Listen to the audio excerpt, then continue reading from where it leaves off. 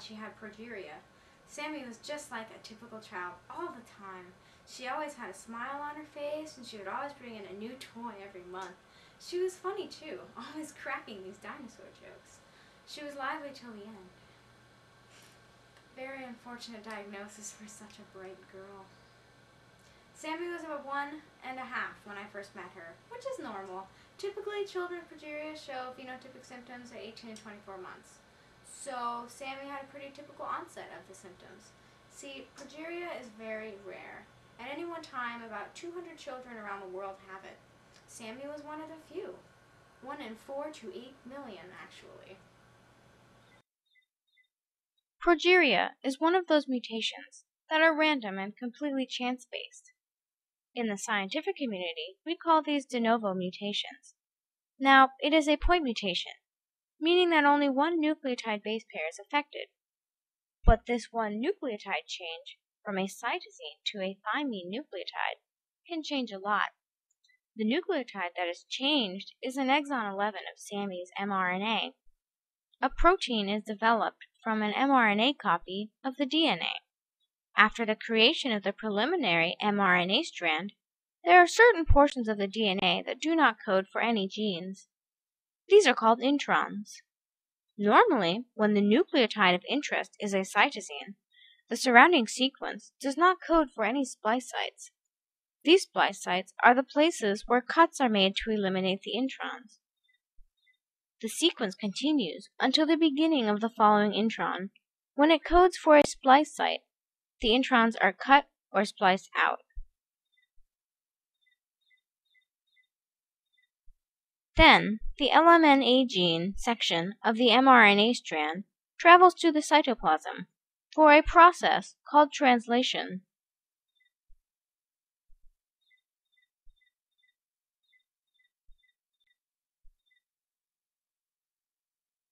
When translation is complete, the resulting polypeptide chain composed of amino acids is considered a preliminary protein.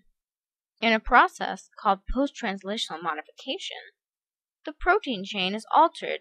In this case, the protein receives a fatty acid farnesyl group.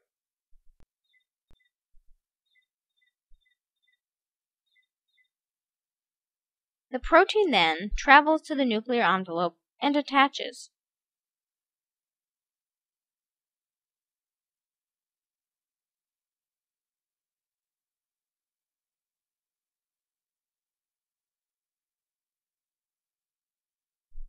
An enzyme comes and cuts off the last 15 amino acids, including the farnesyl group, and the protein does its job. That is, adding crucial support for the structure of the nucleus. Now, returning back to the process in a person with the progeria that Sammy had. The normal cytosine nucleotide is changed to a thymine nucleotide because of the de novo mutation. This change creates a codon that creates a splice site at codon 608. The splice site eliminates the intron along with the remaining 150 nucleotide sequence before the intended splice site. This shortened LMNA mRNA strand moves out to the cytoplasm, where it goes through translation.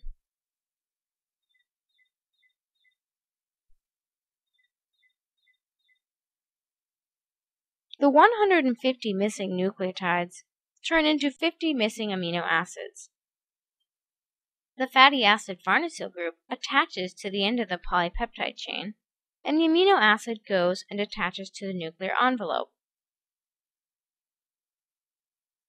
However, there is no code for an enzyme to come and cut off the last 15 amino acids, so they remain in the protein, as well as the farnesyl group. In short, the remaining farnesyl group alters the protein's form and function, and that causes widespread damage to the nucleus.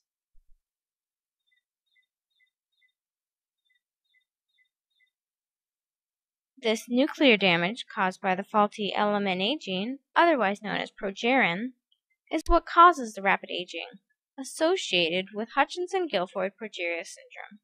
which is what Sammy had. Sammy was my child. I knew something wasn't right when she wasn't growing as fast as her friends in daycare. Her eyes appeared to be bulging out of her head. She grew to be very short, as tall as 3 feet into her life. Her head looked like it was beginning to be too big for her facial features, and after she was diagnosed with progeria, it all fit. Her nose began to look sharper and more beak-like. She had prominent scalp veins, and the doctor said it was because of the plaque buildup.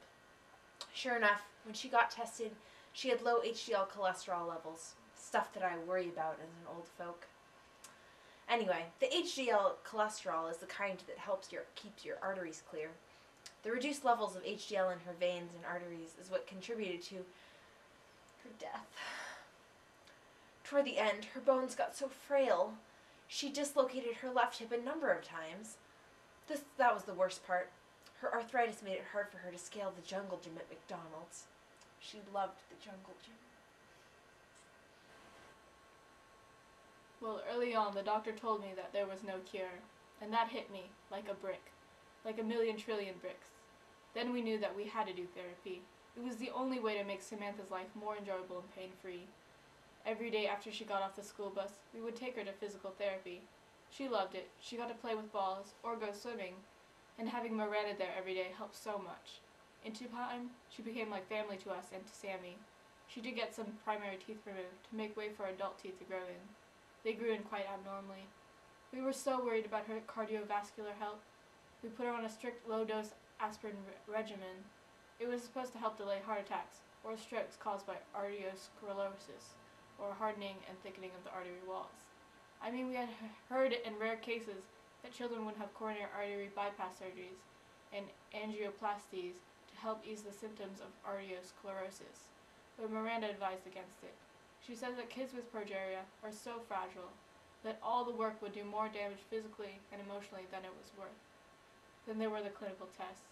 We're in the process of trying FTIs, farnesyltransferase inhibitors. They were meant to prevent the attachment of the farnesyl group and the pre-lamin A protein. It was tested in mice and on petri dishes, and the nuclear structure improved.